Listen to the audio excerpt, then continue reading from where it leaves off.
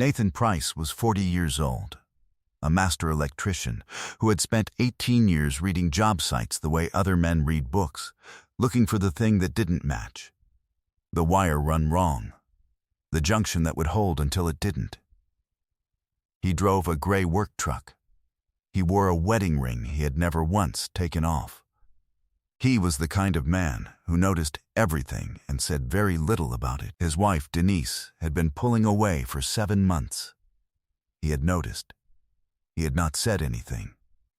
He had been waiting, the way he always waited, for the evidence to be complete before he decided what to do about it. When his ophthalmologist offered him a medically legitimate cover, a 10-day recovery period following a minor corrective procedure during which he would be functionally blind without his prescription lenses, Nathan made a decision. He would do the recovery at home. He would let Denise believe the blindness was total. He wanted to know what she did when she was certain he could not see her. He found out on day 3. What he did with what he found out would cost her everything she had taken for granted. Before we jump into the story, comment where in the world you are watching from and subscribe, because tomorrow's story is one you need to hear. The drive home from the ophthalmologist's office was the last thing Nathan saw clearly for 10 days. The sky was a flat gray, the kind Atlanta gets in November when the cold hasn't fully arrived but the warmth is gone. He drove with both hands on the wheel, slower than usual, memorizing the route the way you memorize a job site layout before you go in without light. He had told Dr. Okafor the truth. He had a practical reason for wanting the recovery at home rather than in a controlled clinical setting. Dr. Okafor had looked at him for a moment. Then he had written the instruction sheet and handed it over without asking follow-up questions. He was that kind of doctor. Nathan Price had met Denise 11 years ago at a cookout in Decatur. She had been funny and warm and certain of herself in a way he had always admired. He had fallen in love with the way she walked into a room like she had decided in advance that she belonged there. He had proposed after 14 months. He had carried her over the threshold of the house he had already paid for, because he had been saving since he was 26. For 8 years, the marriage had been solid. Not perfect. Solid, the kind of marriage you build on correct materials, trust, patience, the willingness to show up when it isn't easy. Somewhere in the 9th year, something had shifted. He had first noticed it in March. She had started spending Thursday evenings at what she described as a work event, a monthly networking dinner for her marketing firm. He had not questioned it. He had noted it. The Thursdays had become bi-weekly by June. Then, in August, he had come home early on a Wednesday to find her on the back porch, speaking in a lowered voice on her phone, and she had ended the call the moment she heard the screen door. She had said it was her sister. He had not said anything. Her sister called from Portland, always on Sunday mornings. He had noticed the name in her phone once, not by searching, but because she had set it face up on the kitchen counter and a notification appeared while he was standing close enough to read it. The name was Marcus. The preview read 3 words before the screen locked. He had not reacted. He had filed it away. That was September. By the time Dr. Okafor offered him 10 days, it was November, and Nathan Price had been patient for long enough. He did not know yet what day 3 would give him. He just knew it would give him something. He had never once been wrong about a job site. The year before all of it, the house on Briarwood Lane had been a project. Nathan had bought it in 2019, a 1960s ranch style that had good bones and bad wiring. The kind of house that makes a master electrician either furious or excited, depending on his disposition. Nathan had been excited. He had spent 11 weekends pulling wire, upgrading the panel, installing recessed lighting in every room, adding dedicated circuits in the kitchen and the garage. He had done it alone, mostly on Saturdays, and he had done it correctly. Every junction accessible, every run documented, every connection load tested before he closed the walls. Denise had walked through the finished house and said it looked nice. He had not needed more than that. He was not a man who built things for praise. He built them because they needed building, and because a thing done right was its own kind of satisfaction. He had rewired her home office in April of that year, reconfigured the whole room at her request, moved the panel access, ran a dedicated line for her equipment, installed the dimmable LEDs she had seen in a magazine. She had been in Charlotte for a work trip when he did it. He had finished at 11:40 on a Friday night and sent her a photo. She had replied with a thumbs-up emoji. He had looked at his phone for a moment, then plugged it in and gone to sleep. He had told himself it was nothing, that people showed affection differently, that the work was the point, not the acknowledgement. He had measured twice, cut once, in everything, including the space he gave her to be whoever she was. That had been the gap he'd missed. He had been measuring and cutting and giving space. She had been filling the space with something else. That was what she hadn't understood, that he noticed everything, that he had always noticed. That patience wasn't the same as blindness. She was about to find out how different those two things were. The first day was quiet. Nathan sat in the living room with dark glasses and a stillness he had practiced his whole career. His vision without the lenses was a blur of shapes and light and imprecise color, enough to navigate the house without help, not enough to read a face or a phone screen from across the room. That was the distinction that mattered. Denise had been attentive on day one. She had made dinner. She had checked on him twice in the afternoon. She had asked if he needed anything in the tone of a woman performing care for an audience, even when the audience was only her own conscience. Day two, she had made coffee and left by 8:15, which was normal. She had not checked on him during the day. Day three was a Thursday. He was in the kitchen at 7:20 in the morning when he heard her on her phone in the bedroom. Not the content, just the murmur, the particular texture of a voice in a room behind a closed door, the cadence of someone talking in a way they didn't want overheard. He had stood at the kitchen counter and listened to the pattern of it, the short back and forths of a conversation that had things to coordinate, not just things to say. She came out of the bedroom at 7:41, dressed for work. "I might be late tonight," she said. "We have a presentation review." He nodded. He heard her say it. He heard the ease of it. He had heard that ease 7 times over 7 months, and it had never stopped landing somewhere in his chest like a cold tool. She left at 7:50. At 9:15, a car pulled into the driveway. Nathan was at the kitchen window. He could not read the plate clearly, but he could see the color of the car, and the color was silver, and the shape was a coupe he did not own. He stood very still. He heard the front door open with a key. Not a knock. A key. She had given someone a key to his house. He stood in the kitchen doorway. The shape that came in resolved itself slowly, tall, broad-shouldered, moving with the ease of someone who had been here before and intended to keep coming back. The shape paused when it registered Nathan standing there. "Oh," the voice was careful. "She said you were resting." Nathan did not say anything right away. He stood with both hands at his sides. He looked in the direction of the shape with the calm, unfocused expression of a man who was listening because he could not see.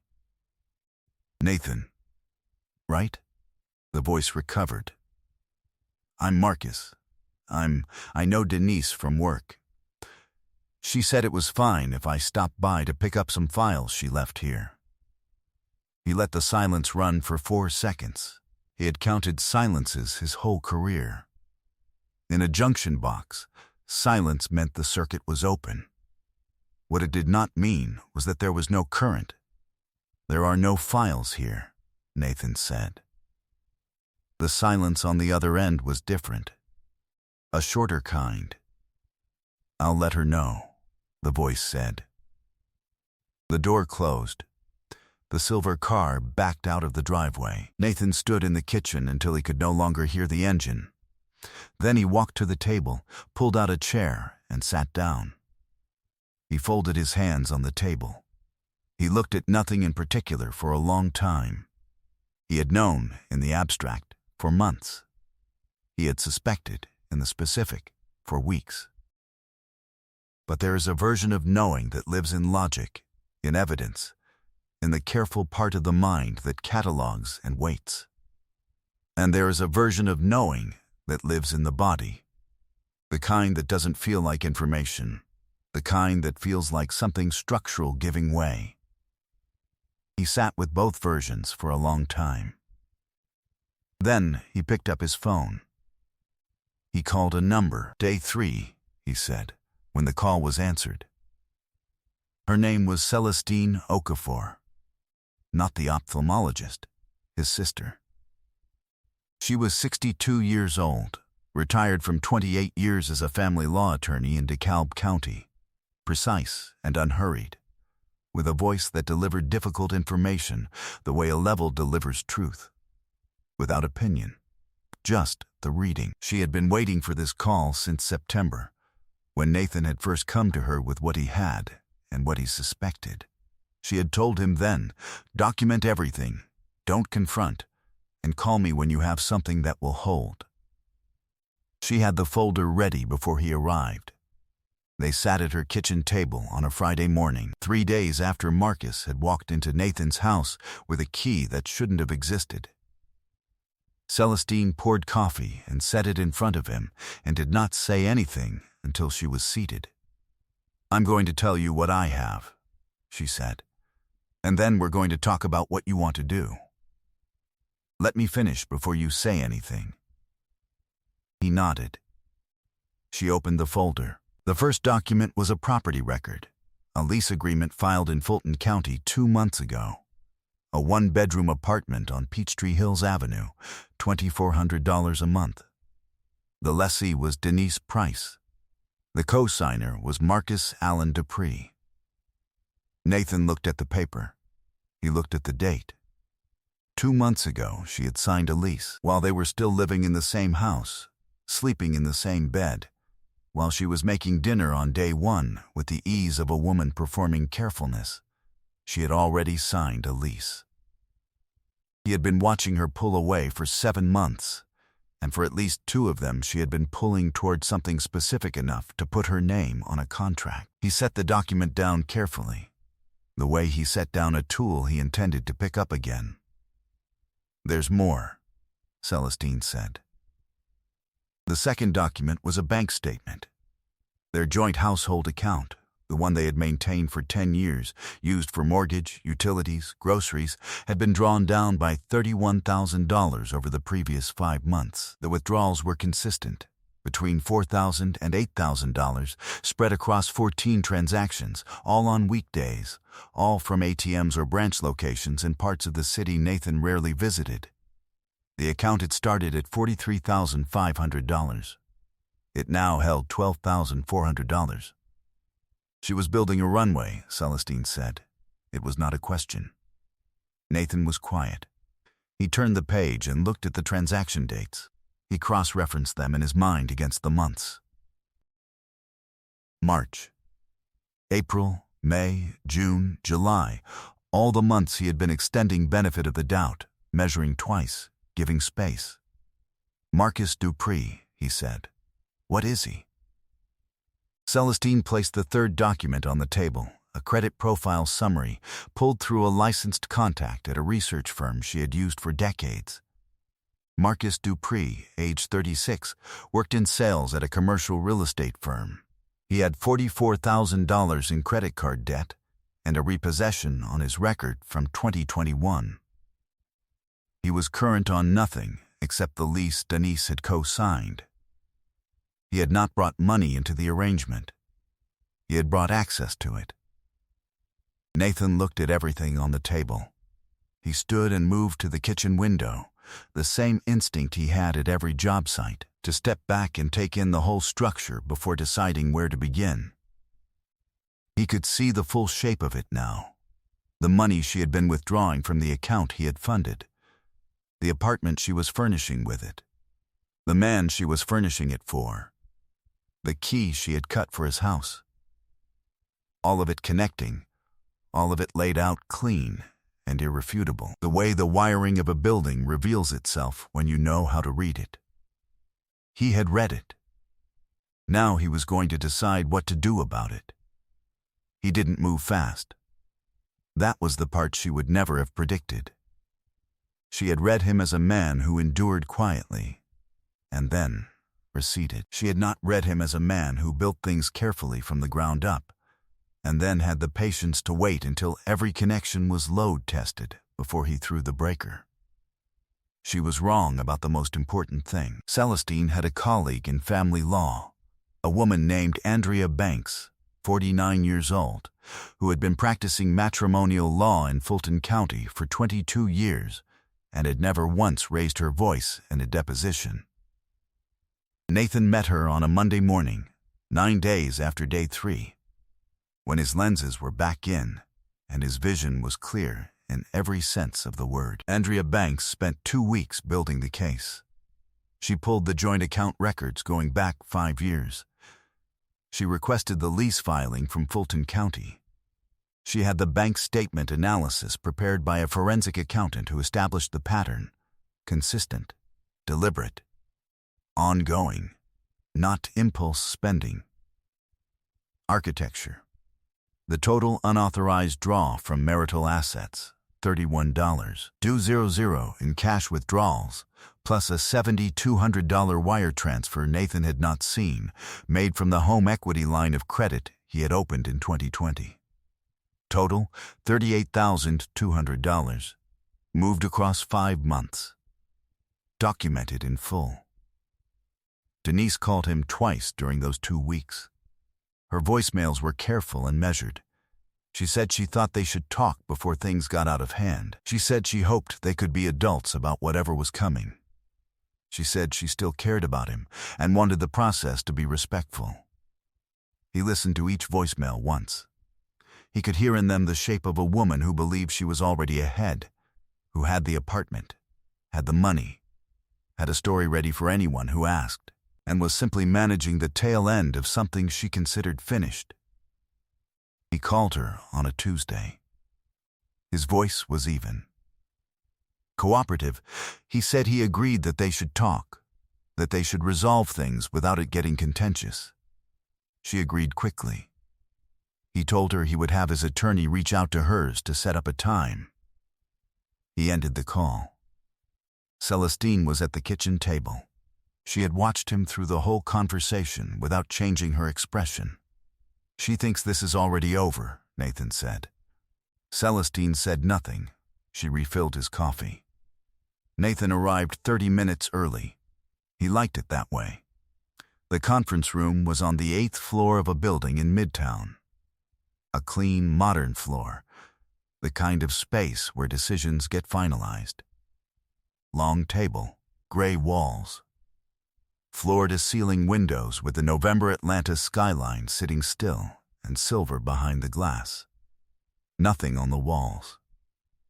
The exact kind of room where the floor doesn't move for anyone. Andrea Banks arrived at 9:08, followed by the forensic accountant, a meticulous man named Gerald who arranged his documents with the unhurried precision of someone who had done this so many times that drama had long since left the building before him.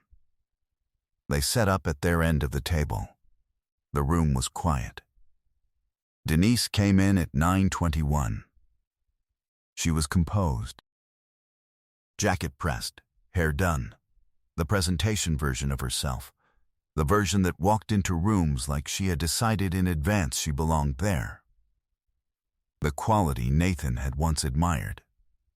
She sat across from him, looked at him directly, and arranged her hands on the table with the settled air of someone who has already negotiated the terms in her own mind and arrived to formalize them. Her attorney came in a step behind her. He placed a folder on the table. He nodded at Andrea. Andrea opened the session. Before any discussion of settlement, there are several asset matters that require acknowledgement by both parties.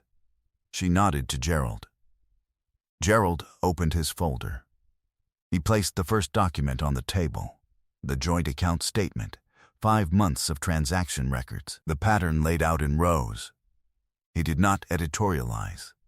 He named the total $31,000 in withdrawals from the marital account, documented across 14 transactions between March and July. These withdrawals, Andrea said, were made without the knowledge or consent of Mr. Price, from a joint account funded primarily by his income. Under Georgia marital property law, this constitutes dissipation of marital assets. A civil recovery claim has been prepared. Denise's jaw did not move.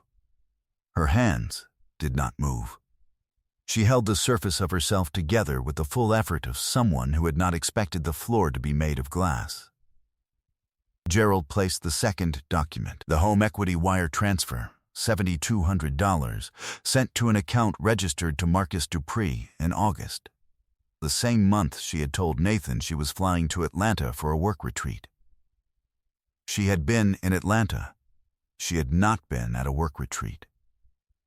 Denise's attorney looked at the document. Then he looked at his client. Something in the angle of his posture changed, the small shift of a man who realizes he was not fully briefed on what he walked into. Gerald placed the third document. The Fulton County lease, her name, Dupree's name. The Peachtree Hills address, the date she signed it, 8 weeks ago, while Nathan was recovering at home with his prescription lenses removed.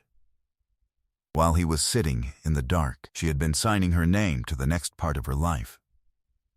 Andrea let the room sit with all 3 documents for a moment. What Mr. Price is prepared to offer, she said, is an equitable dissolution that accounts for the full marital estate minus the dissipated assets. He will not pursue criminal referral at this time.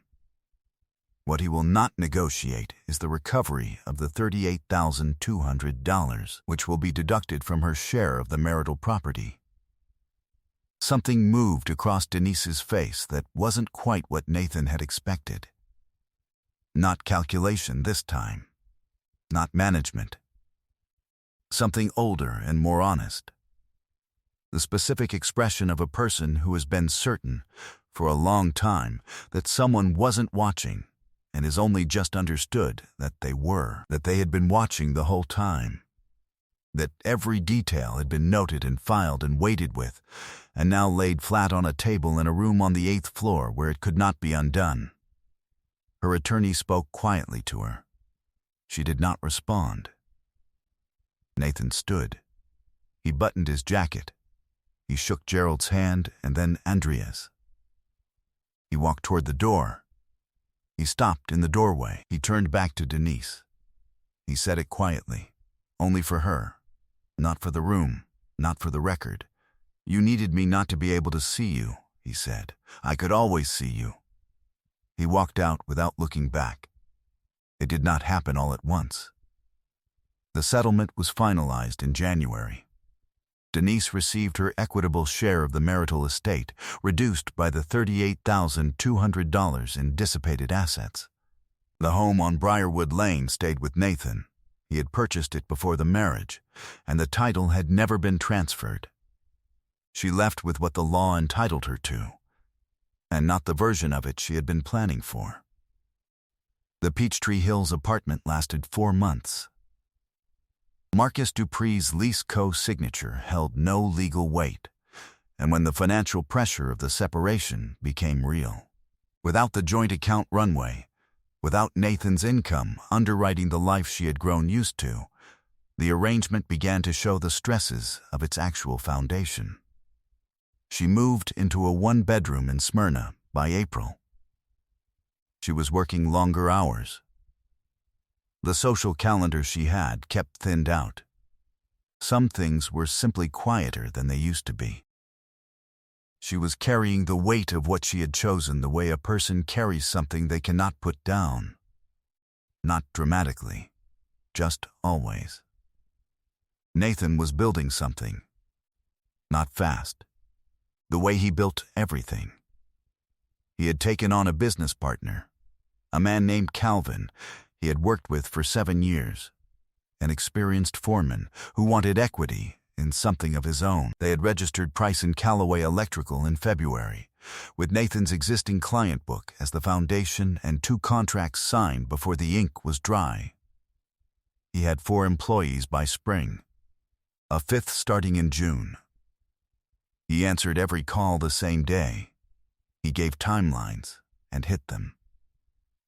Celestine came to dinner one Sunday in March. She brought sweet potato pie and an opinion about everything, which Nathan had always loved about her. She sat at the kitchen table and looked around at the house, at the recessed lighting he had installed in every room, at the dedicated circuits and the clean panel work, at the 11 years of careful effort still standing in every wall. "You built a good house," she said. He said, "I know." On an evening in late April, Nathan sat on the back porch of the house on Briarwood Lane. The air was warm for the first time since November, the kind of evening that arrives suddenly in Atlanta and makes you understand why people stay. He had a glass of water. He was not doing anything in particular, just sitting. The neighborhood had the sound it always had at that hour. A dog. Somewhere. A car passing. Children 2 streets over in the last of the light. He had sat on this porch 1,000 times. He knew every sound that belonged and every sound that didn't. He thought about day 3, about the silver car in the driveway, about the key that shouldn't have existed turning in the lock of his front door, about standing in the kitchen doorway in the dark and listening to the circuit reveal itself. A wiring problem, he knew, was never really about the wire. It was about the connection someone had trusted, and then not checked on for long enough. You couldn't fix it by blaming the wire. You had to find where the ground had been lost and restore it correctly, or build something new from a clean panel. He had built from a clean panel. He went inside. He turned out the light. I hope you enjoyed that one. Be sure to like the video and subscribe so you don't miss the next story. I've picked out 2 more for you that I think you'll really like.